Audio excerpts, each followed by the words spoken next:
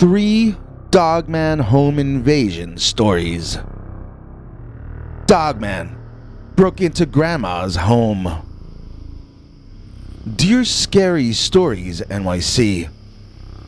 I have a grandmother who is becoming somewhat weaker physically, but whose mind is still as sharp as a Ginsu knife, God bless her.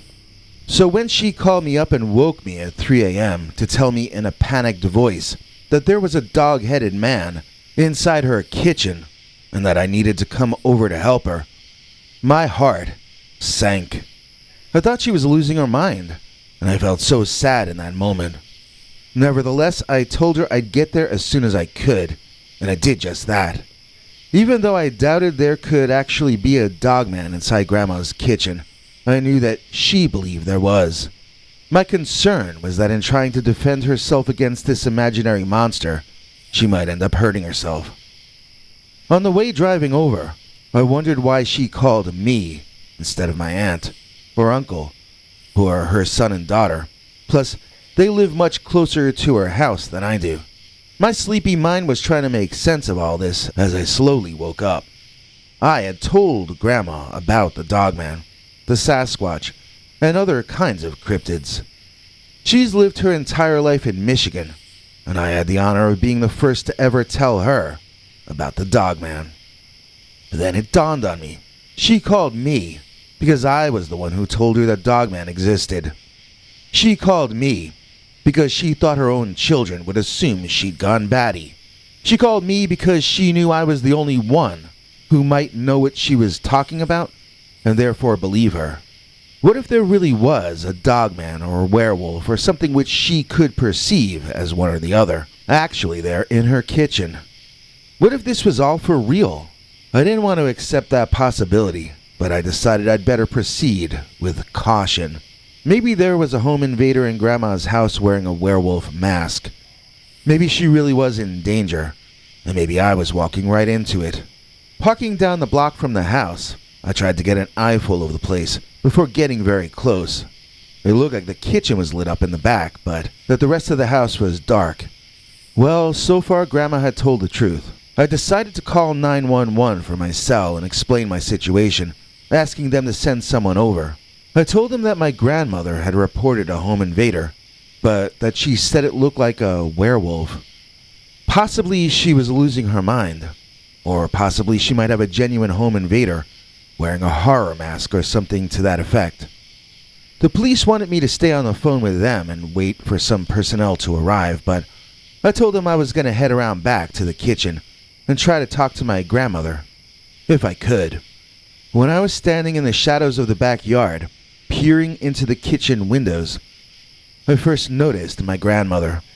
She was standing in front of the opened refrigerator, staring at something that I couldn't see from my angle. Maneuvering quietly around her garden, I moved into a different position where I could make out a second figure in that kitchen. It was in shadow for the most part, and seemed to be bent down over something. I saw the shape move upward, and when it turned its head toward Grandma, I could see it in profile. My brain twisted in my head as what I at first thought was the longest-nosed man in the world proved at second blink not to even be a man.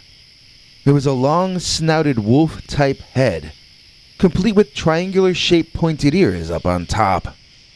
This cosplay break-in guy had himself one heck of a mask there. It sure looked like a canine head, but it was on the shoulders of a humanoid shape. And dogs just don't come in humanoid shapes. At least, I didn't think they did. It's weird. I mean, I'm the one who turned my grandmother on to Dogman and cryptids, which I thought I believed in at the time. When she told me that she had one in her home, though, I really didn't believe that was possible. I think that deep down, I really must not have believed in the Dogman until it was right there in my face. Or not even then, really, because I kept looking at the creature for seams and zippers. I still felt he couldn't be what he seemed to be. So the whatever it was turned and looked at my grandma, and she hopped half a foot off the ground. So nervous was she to see that creature gazing in her direction. She reached down into the open fridge, grabbing something and tossing it at the Dogman, who bent down and appeared to be eating whatever it was. As this was going down, I could hear the sirens of a police car getting louder and closer. Apparently the home invader heard this too, as he quickly stood up. I could see a big piece of chicken hanging out of his dog mouth, and I realized Grandma had been tossing him chicken parts. How could he be eating the meat through that mask, though? It sure looked like a real mouth. And so, sticking to the shadows, I made my way closer to the window to see better. He was chewing, and he was swallowing through that mouth. It had to be real. It couldn't just be a mask. Grandma really had an actual Dogman in her kitchen. Hearing the police pulling onto the block, I figured I should go around the front and warn them that there was an actual werewolf type thing inside there, and that they'd better be careful.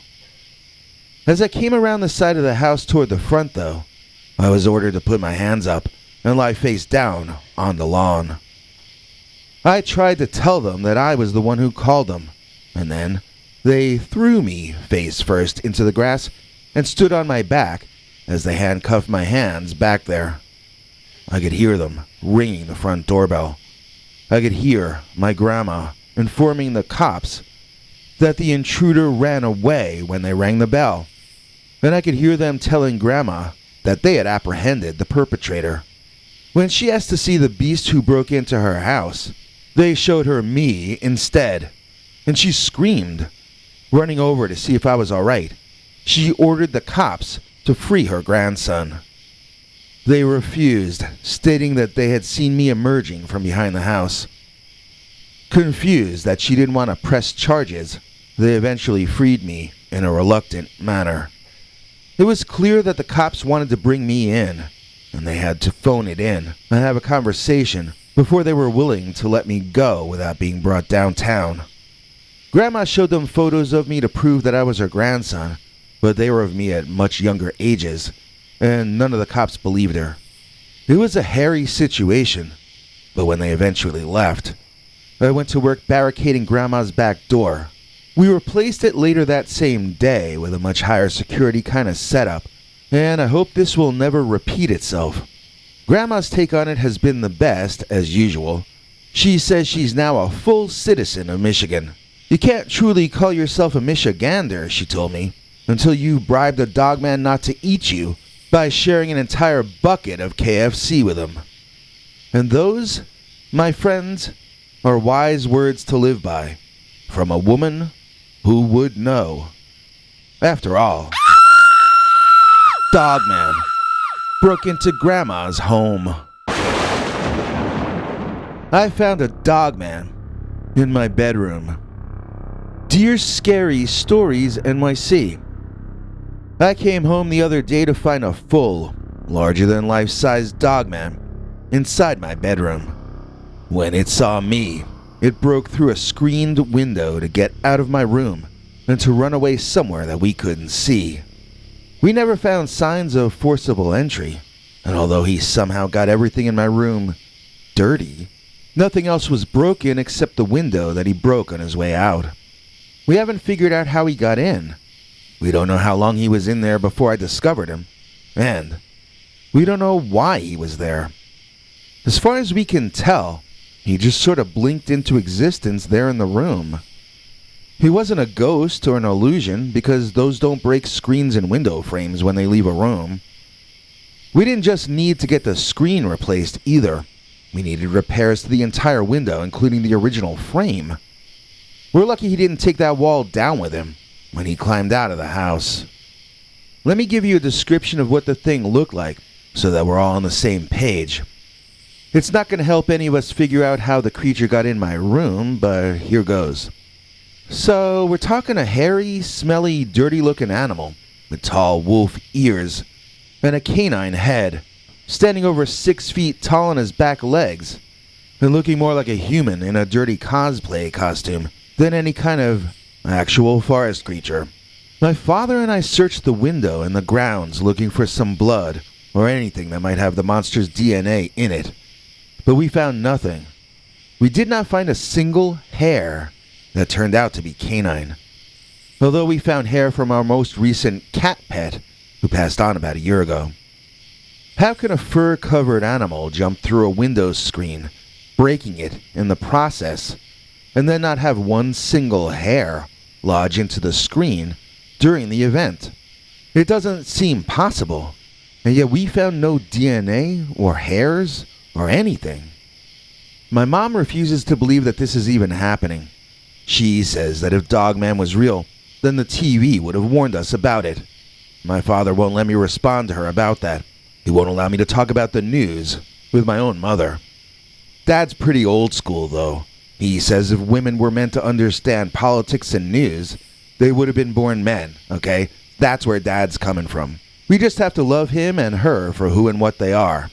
So my mom is the greatest mom in the world, but she will never doubt the official narrative on anything.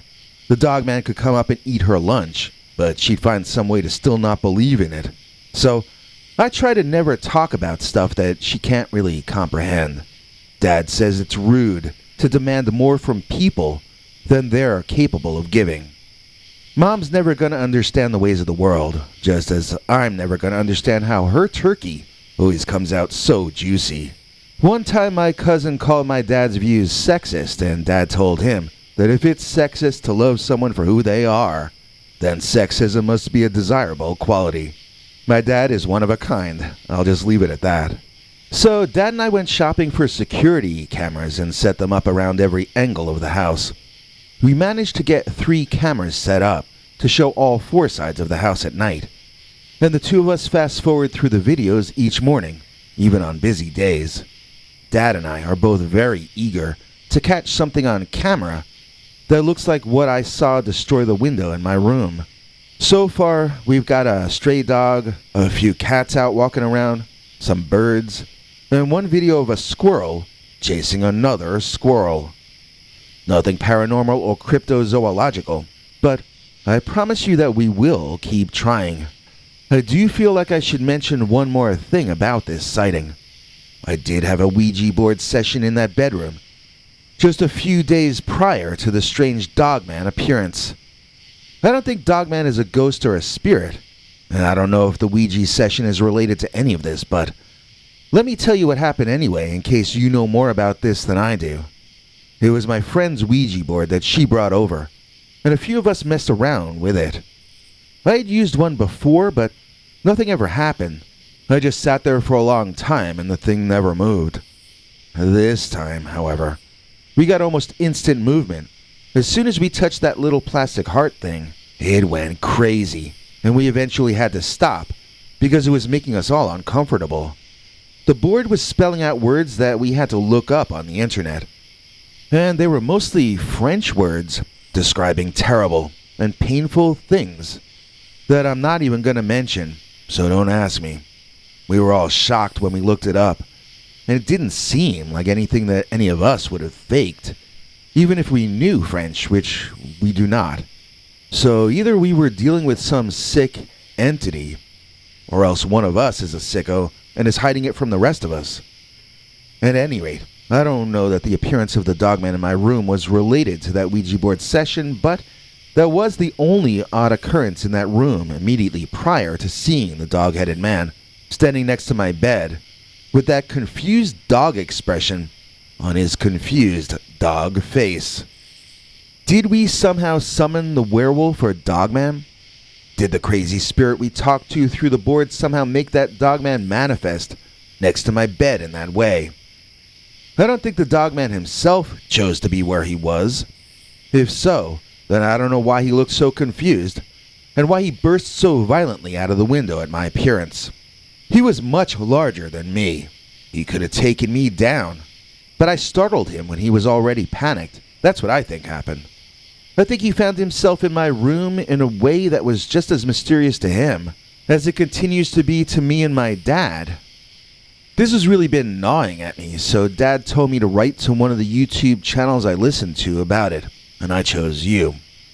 He says that I need to get it off my chest in a safe way, keeping it anonymous, and then I need to accept that this is real and incorporated into my worldview.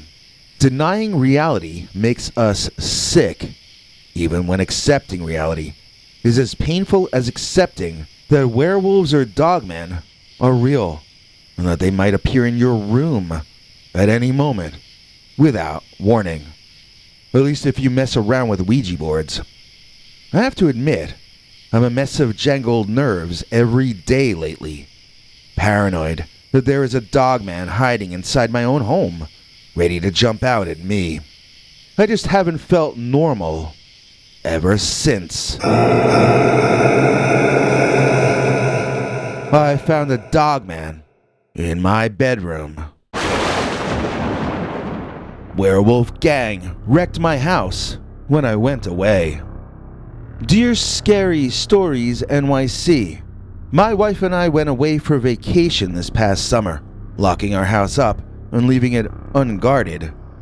The last guy we had hired to watch our home ended up stealing a lot of small items, which we didn't discover until after we had paid him for watching the place. We figured it would be safer to bring our cat with us and just leave the house locked up. So when we got home from our fun time, we were not expecting to open our front door and find a bunch of hairy, half-human, half-canine gang members shedding all over the furniture.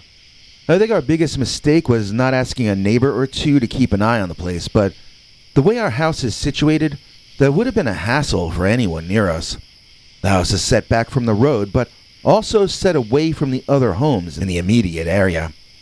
I don't want to get into more detail than that since we still live here and don't want to out ourselves, but our neighbors would have been kind of put out to come all the way around just to do us a favor.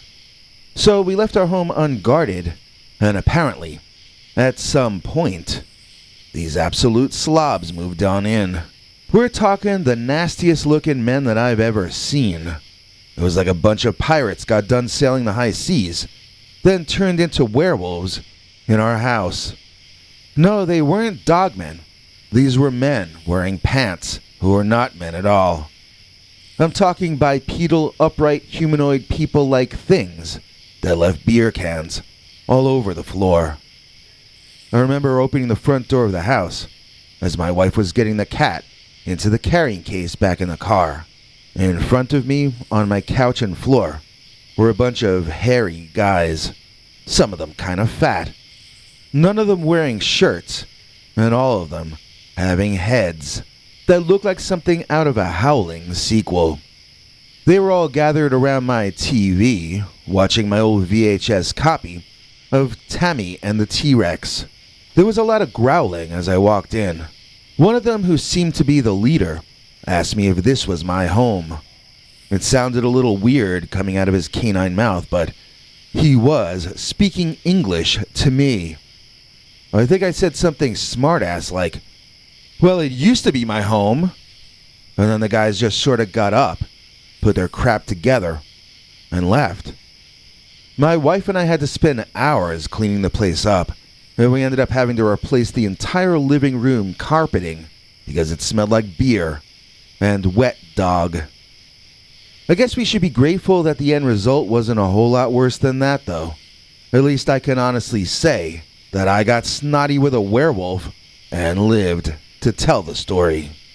I don't even know which vehicle they came in. There was no car, there were no motorcycles in our driveway or garage. Maybe they walked there. I don't know. The only part I can tell you for certain is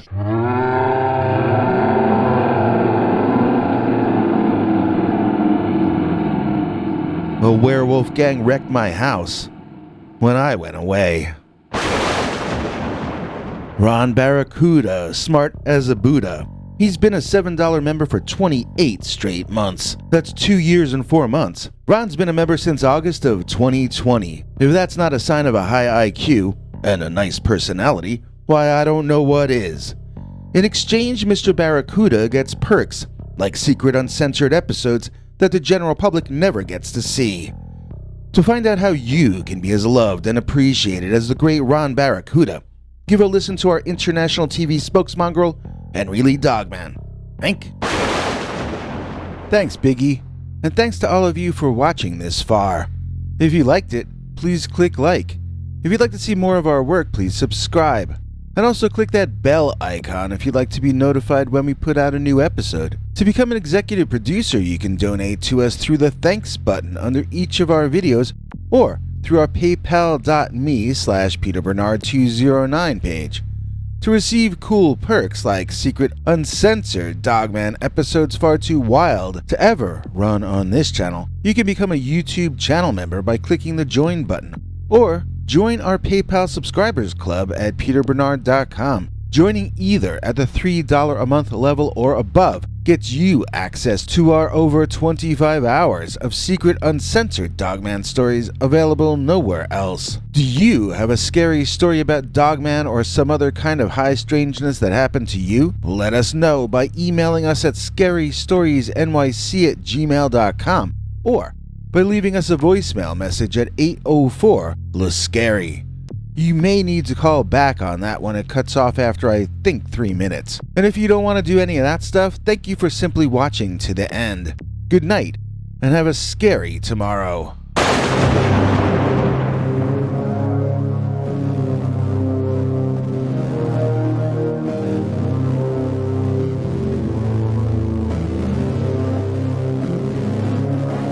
Come back for more scary stories.